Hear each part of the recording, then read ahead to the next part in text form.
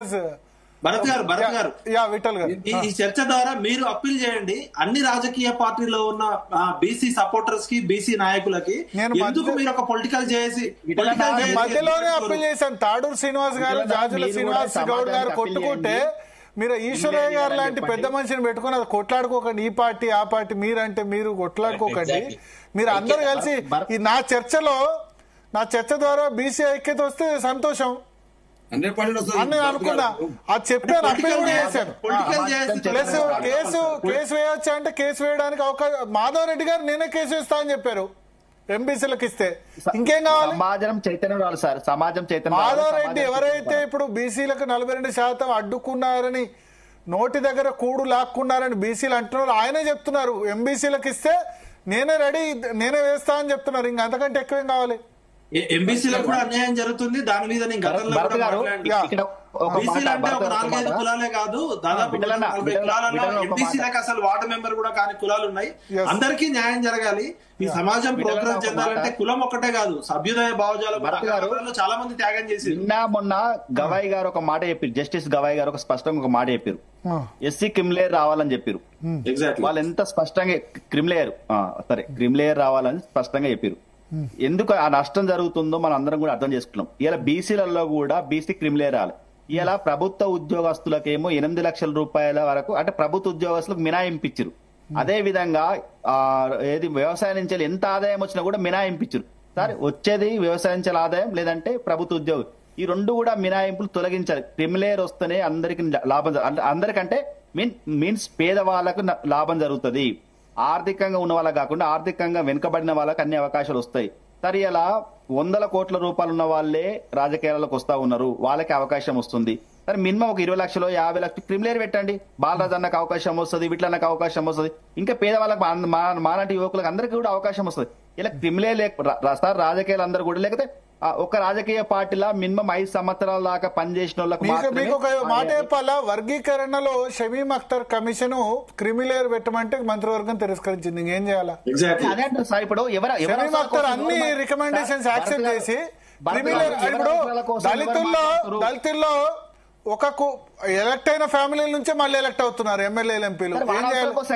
ఇప్పుడు వాళ్ళ ఎమ్మెల్యేలు వాళ్ళ ఎంపీలు దళితుల్లో ఎలక్ట్ అయినకు సంబంధించి ఒక గవర్నమెంట్ ఉద్యోగం వచ్చిన ఫ్యామిలీ నుంచే 3-4 వస్తున్నారు. సేమ్ బీసీ అదే ప్రాబ్లం. భరత్ గారు మీరు ఎస్సీలలో క్రిమిలేయర్ అనే అంశం మీద గవాయి గారు చెప్పిన తీర్పు మీద సపరేట్ డిస్కషన్ పెట్టండి. బెంచ్ కార్ లో తిరిగేటోళ్ళు, చార్టర్డ్ ఫ్లైట్ లో తిరిగేటోళ్ళు కూడా రిజర్వేషన్లు తరతరాలు అనుభవిస్తే గంజి లేని దిక్కు లేని కూడా ఎప్పుడు ఎస్సీలలో రిజర్వేషన్ అనుభవిస్తారు సార్? ఇప్పుడు చార్టర్డ్ ఫ్లైట్లు ఉంటాయి, 1000 కోట్లు 1,00,000 కోట్లు ఉంటాయి, బెంచ్ కార్ లో వచ్చినోడు గంజి లేనివాడితో పోటీ పడుతున్నాడు. అవును, ఈ విషయంలో RS Praveen Kumar general seat లో వచ్చి కంటెస్ట్ చేశారు. భరత్ గారు ఇంకోటి ఆయన వదులుకున్నారు. ఆర్ఎస్ ప్రవీణ్ కుమార్ ను ఈ విషయాలు అభినందించాలి. జనరల్ సీట్ లో వచ్చి కంటెస్ట్ చేశారు, ఆయన రిజర్వ్ సీట్ లో. అందరూ కూడా ఇప్పుడు తరతరాల పాటు కుటుంబాలు ఐఏఎస్ కొడుకులు 4 తరాల పాటు వస్తే పేద ఎస్సీలకు ఎప్పుడు వస్తుంది? సార్ భరత్ గారు, ఏదైనా ఒక రాజకీయ పార్టీలో 5 సంవత్సరాలు స్పష్టంగా పనిచేసిన వాళ్ళకి మాత్రమే ఎమ్మెల్యేలు, ఎంపీ సీట్లు, జెడ్పీ సీట్లు ఇస్తామని రాజకీయ పార్టీలు కూడా స్పష్టంగా చెప్పాలి. రాజీనామా పెట్టాలి.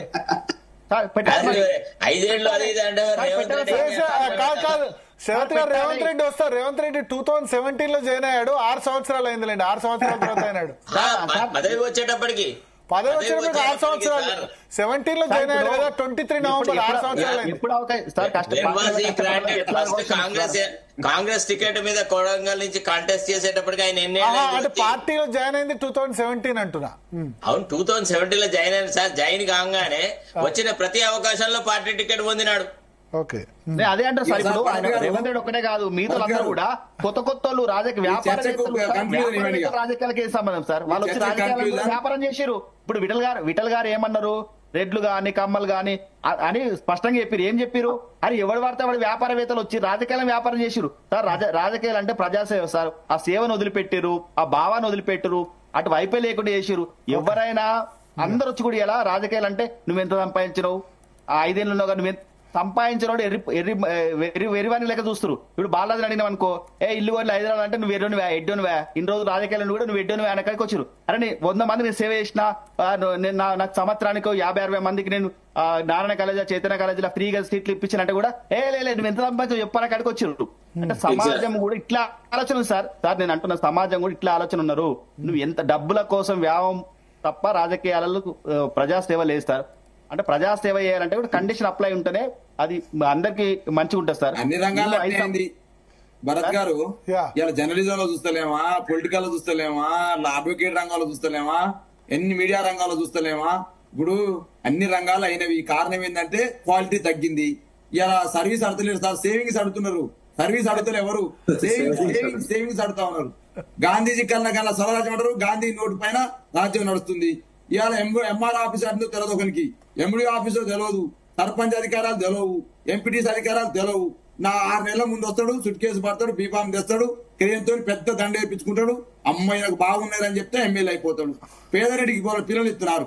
నేను అడుగుతున్నాను, పేదరెడ్లకు పిల్లలు ఇస్తున్నా, పేదరెడ్లకు వాళ్ళని ఎమ్మెల్యే టికెట్ ఇస్తున్నా? పాపం నేను అడుగుతున్నా. నేను అంతా కూడా ఆర్థికం తులాభారం అయిపోయింది సార్.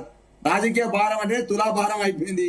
ఎవరు ఎక్కువ చూస్తే వాళ్ళకు ఎక్కువ వస్తున్నాయి. భరత్ గారు మీకు తెలియదా? ఢిల్లీ నుంచి గల్లీ దాకా చూస్తున్నారు, ఢిల్లీ నుంచి గల్లీ దాకా చూస్తున్నారు. మీరేం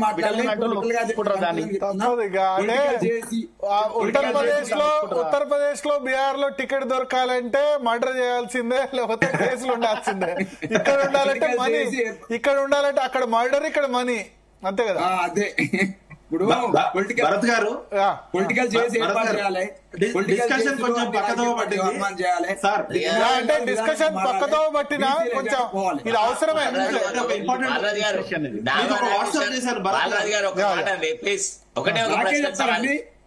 చెప్పరా? నామా నాగేశ్వరరావు టికెట్ ఇచ్చినాడు, ఏం చూసి ఇచ్చారా మీరు? శరత్ గారు కాంగ్రెస్ పార్టీలో జరుగుతలేవా, భారతీయ జనతా పార్టీలో జరుగుతలేదా? మనము ఒక ఉద్యమ పార్టీ సార్, మనము ఒక ఉద్యమ పార్టీగా వచ్చినాము. ఉద్యమ పార్టీగా వచ్చిన తర్వాత మేము ఉద్యమ పార్టీగా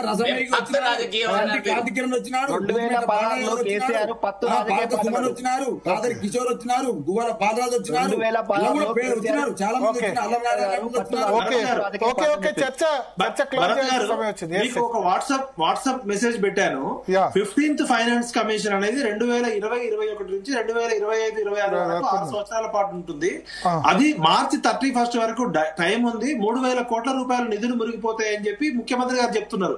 యాక్చువల్ గా 15th ఫైనాన్స్ కమిషన్ గనక నెక్స్ట్ ఇయర్ కాకపోతే ఆ ఫండ్స్ ల్యాబ్స్ కాకుండా ఎక్స్టెండ్ అయ్యేది. కాకపోతే ఫైనాన్స్ కమిషన్ దాని టైం అయిపోతుంది కాబట్టి ఇప్పుడు మనకి డిసెంబర్, జనవరి, ఫిబ్రవరి 3 నెలలు ఉంది. ఈ 2 నెలల్లో డిసెంబర్ లో పార్లమెంటు చర్చ జరిగిన తర్వాత బీజేపీని దోషిగా నిలబెట్టే అవకాశం కాంగ్రెస్ కు ఉండే. కాంగ్రెస్ పార్టీ ఇంత తొందరగా అంటే సుప్రీంకోర్టులో కేసు ఫైనల్ రాలేదు, హైకోర్టులో కేసు పెండింగ్ ఉంది, గవర్నర్ గారు తిప్పి పంపలేదు, నిర్ణయం చెప్పలేదు, రాష్ట్రపతి దగ్గర అట్లే ఉన్నప్పుడు ఈ 4 నెలల సమయాన్ని వినియోగించకుండా పూర్తిగా అంటే చేయాల్సిన పని పూర్తిగా చేయకుండా కేవలం రాజకీయ పార్టీలు ఆరోపణలు చేసుకుంటున్నాయి. జూబ్లీహిల్స్ గెలిచారు, సింపుల్. జూబ్లీహిల్స్ గెలిచారు, అదే ఊపులో పోవాలి ఎలక్షన్.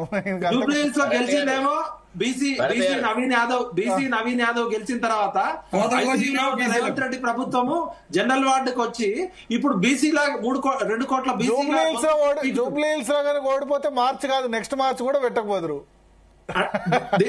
దీన్ని బట్టే మీరు ఒక అప్పీల్ చేయండి.